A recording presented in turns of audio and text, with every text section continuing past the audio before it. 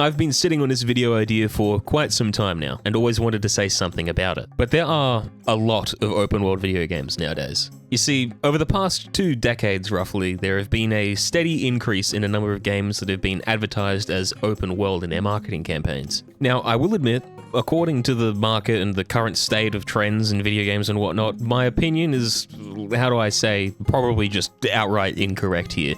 But personally, I'm starting to feel like the open world genre is becoming stale and it's just some marketing gobbledygook that people like to throw in their trailers to hype it up. There are just so many new releases nowadays that just throw in the term, quote, open world, unquote, into their trailers that it just seems like a cheap cash grab at something that is just slowly losing its value. And as such, a lot of these open world games just don't really interest me that much anymore. Something that gets to be pretty hard nowadays with the whole open world ordeal is the Dark Souls games. I never really was a big fan of them, and I'm honestly still not. I'm trying to get through Elden Ring at the moment, but I'm struggling because I don't know where to go. That's just a directionally challenged problem. That's not an open world problem. But even still, we keep getting loads of games that try to be like that and try to be that open world experience that ID Software tries to provide you with while still being difficult and, boss related. It's just that we're getting a distinct lack and drop of the linear type of games, such as Half-Life 2 or Doom 2016 and its sequel, Eternal. It just feels like games are actually afraid to lead users towards a certain path or a certain progression, or even just give them a level select screen. It feels like that they don't want to restrict people to a sense where they can actually experience a story told properly. And sometimes I do wish that we got more linearly told games in the modern day. Now, don't get me wrong, I'm not here to say that open world games are bad. This isn't one of those videos where I'm just trashing on things that aren't my opinion, right? Not bad because mad, not any of that. It's just that the open world genre, while it isn't bad, especially if it's done correctly, has been getting a bit stale. In fact, open world games are some of the best on the market. For example, if you take a look at Just Cause 3, there's plenty of stuff to do, plenty of ways to travel around, plenty of things to interact with, and most importantly, that open world makes the game feel more fun rather than less interesting, giving you plenty of room to interact with the game's unique mechanics and movement, and most importantly, this is a Just Cause 3 thing by the way, just absolutely destroying a bunch of random shit. It's just really fun. So no, I'm not going to be trashing open world games as a whole. In fact, a lot of the footage that I've probably already used in this video comes from many different open world games that I personally have really enjoyed playing through. To a technicality, even the Like a Dragon games, which are some of my favorite video games nowadays by the way, are open world games. Sure, they're different areas, but you still explore the entire cities as if they were an open world. But no, instead, what I'm addressing here today will be about the games that don't really do it right, where the open world mechanics are, well, not really valuable and kind of just detract from the actual value that the game has to offer. But first, let's discuss what the actual objectives of making a game open world are. Simply put, an open world game tries to accomplish 2 different things, giving the player freedom and immersion. Let's start by discussing the level of freedom that players get in an open world, starting off with side objectives. Sometimes when you're playing a game, you just simply don't want to do the main storyline at the moment. Maybe you're enjoying it a bit too much and want to try and stretch out the time that you're playing the game, or you'd rather just go off and do something that isn't quite as important or as in-depth as the main storyline. Just something on the side, hence the word side content, side objectives, side missions, side quest. And it's just a thing that you can do that the game has to offer that doesn't directly impact the storyline. Like the sub-stories in Like a Dragon that I mentioned before, side quests in Skyrim and Fallout, and the various challenges that can be completed in the Just Cause series.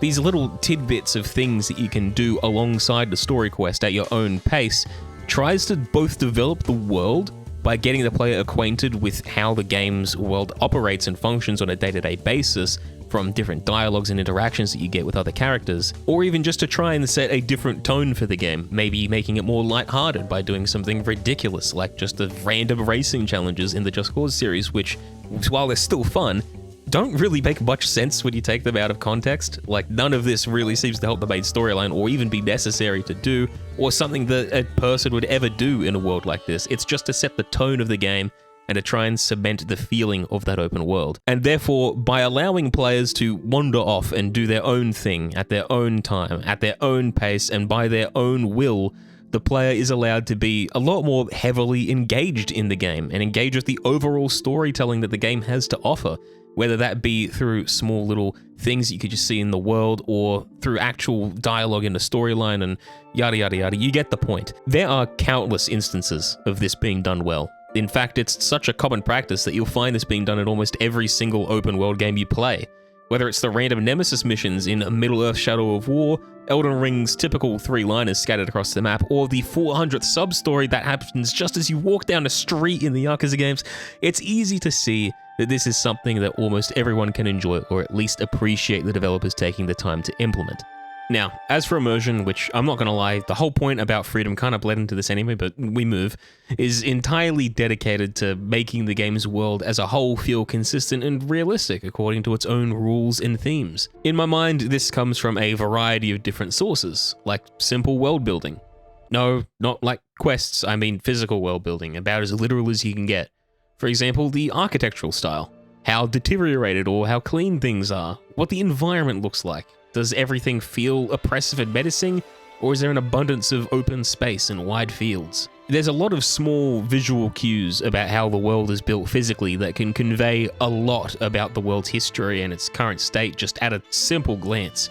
And with open world being a near limitless potential to explore this, of course as long as you don't leave the map border, it can really assist with building on these different feelings and histories the simple object placement can provide. As a classic example of what some really good world building looks like, we can take a very quick look at Half-Life 2, which even if you've never played, you can tell from just a handful of screenshots that everything gives off this really dark and somewhat run-down vibe, that the people living in this world aren't exactly the top priority to whoever runs the city and whatever force is in control. And no, Half-Life 2 is definitely not an open world game. Even still though, just because something's not an open world game doesn't mean that it can't try and establish these concepts. I'm just trying to say that open world does assist with doing this. Okay, well, with all of that established, I could finally bring up some of my complaints about modern open world games, which, by the way, just to reiterate, not trashing on all open world games. Just saying that the feature is slowly losing its weight in terms of its importance, and I'm becoming significantly less interested in it.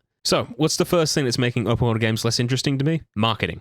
The marketing behind open world games seems to have completely trashed whatever meaning that the open world genre actually had before they started marketing towards the audience that enjoyed it. Simply put, the fact that the words open world is bringing in sales is making developers lean towards making games bigger and more open world. And it just really ends up in this, well, there's not really a way of saying this that isn't crude, but just a massive goddamn dick measuring contest. Like, I mean, it seems like every single game that you run into nowadays is just trying to have a bigger open world than the last one. And it just ends up in these filler zones occupying a majority of the map in terms of both the resources on your hard drive, the space that it takes to actually save the game to your PC, the time in order to travel around the world, and also just completely shatters the developer's work schedule and time and everything. It takes away so much from a game that could have had so much more put into it in other areas. One very specific example that has always really annoyed me, given the game's great history with the open world genre in its early days, is Assassin's Creed Odyssey. Now, just for clarification, Odyssey is really the only Assassin's Creed game that I've tried since Revelations, and I haven't really kept up with the entire franchise ever since then. So there may have been games before it that did similar things to this, but just letting you know, haven't played them, only making comments on what I've played. But what I can say from my limited experience with Assassin's Creed Odyssey and the games before it is that Odyssey is easily my least favorite of the ones that I have played, essentially ruining so many different mechanics that I thought the entire franchise was like the point of it. Like, look, I didn't even assassinate the base dude. Are you kidding me? What's the point in stealth in this game? Honestly, though, that goes very off of topic. So let's talk about just how devoid of, well, anything Odyssey is. Firstly, the scale. Now, you might be looking at this image and thinking like, damn, map's pretty big. Let me zoom out for you. Damn. Now, the marketing team probably had an absolute field day with this image, seeing a massive open world and near limitless potential to explore, and thought, fantastic, this will sell well. But my very first thought when I jumped into this game, After hours of realizing that the RPG fighting mechanics completely replaced the importance of actual stealth in a stealth game, like, I mean, really, you can't even assassinate a basic enemy on your level, but that's besides the point, was that the open world was just simply too damn big. Like, seriously. The only thing that this massive map accomplishes in terms of gameplay sense, and the only difference that it makes, is that you hop on your horse, auto path to the next city, and unlock a fast travel point to get there quicker next time. That's it. This great big empty space, this massive road that leads from one key point of interest to the other, is nothing more than just an interactive loading screen, basically. But you know what might have made this process a little bit quicker for the player and a little bit more enjoyable? Maybe just a level select? If fast travel is going to be such a massive time saver and so important to doing literally anything on the map, like you could get a quest that takes you from here to here and it just takes so long to walk it, you never walk it, you'd fast travel. This is just making the entire open world not just useless, but a borderline inconvenience. Like, seriously, the first few Assassin's Creed games that I played were amazing with their open world. Everything was all in one city, which, sure, is smaller than the current Assassin's Creed games in their scale, but it's quick enough to navigate around that you have a reason to walk from one spot to the other instead of just spamming fast travel to get anywhere to do anything that's even a fraction of the total map away from you. Not to mention that everything was crowded with plenty of points of opportunity for an assassin to take advantage of, which is part of the core premise of the game. And yes, in case you were wondering, the release of the new Assassin's Creed game reminded me of this topic and kind of set me off on a Rage Shield rampage one night, and I am loosely disguising this video to bring it up. But regardless of what set me off down this warpath of just taking a look at what games I can trash on and, you know, open world and blah blah blah, it still made me realize that there were quite a lot of games that do fit this genre of just open world for the sake of marketing. There's so many games out there that an open world doesn't actually add anything to the experience, nor would a loading screen detract from it. And I can only imagine how much time and effort goes into making these games open world. How much dedication the level designers have to put into things, especially if they want to make sure that it's a very solid open world. You know, not like ones where you fall through the map and bugs and glitches. Still looking at you, Ubisoft. I just don't know where I stand on this trend. You know, on one hand, you get so many good games like the Fallout series coming out where the freedom really does contribute. You know, it really does influence how you play, how you navigate the world, and your overall experience. And it adds up. It makes the game fantastic. It makes the game fun. But on the other hand, if you do it wrong, you end up just in disaster. It's not fun anymore.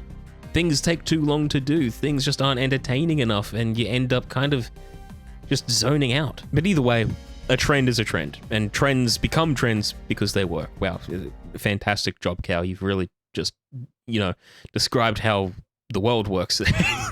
You've described popularity, Cal. Great job. But it's that popularity that means that more likely than not, my perspective on this is just outright wrong, right? People are playing these games because they enjoy them. Like, I mean, even though I'm hating on Assassin's Creed Odyssey so much, it's still got very positive reviews and a lot of people seem to have enjoyed the game. You know, 89% total of 139,000 reviews is a pretty damn good turnout for reviews. So yeah, I'm probably just crazy. I'm probably just a lunatic who's picked up on a trend and doesn't know how to feel about it. But there is still a part of me that does wish that we got to see more experiences with fully developed stories and a lot more of a streamlined process. Like, as I said before, Half-Life 2, Doom Eternal, those styles of games. And also, I know I said that this wasn't a mad cause bad type of video before, but I mean, I get lost very easily in these games that are open world. Sometimes I just lose the quest marker and I don't know where to go, so that probably has a lot to do with it as well. Anyway, that's about all that I have to say. I got to flame Assassin's Creed Odyssey. I got to talk about trends, bring up something interesting. I'll take that. I'll take that video. I'll take that. Hopefully you lot have enjoyed listening to the absolute incoherent ramblings of a man who is directionally challenged and doesn't like not having a quest marker guide him to the exact spot that he needs to go. Or, you know, even just having the freedom to go left or right. Maybe I'm just a sheep. Oh, right, I'm a cow. Okay.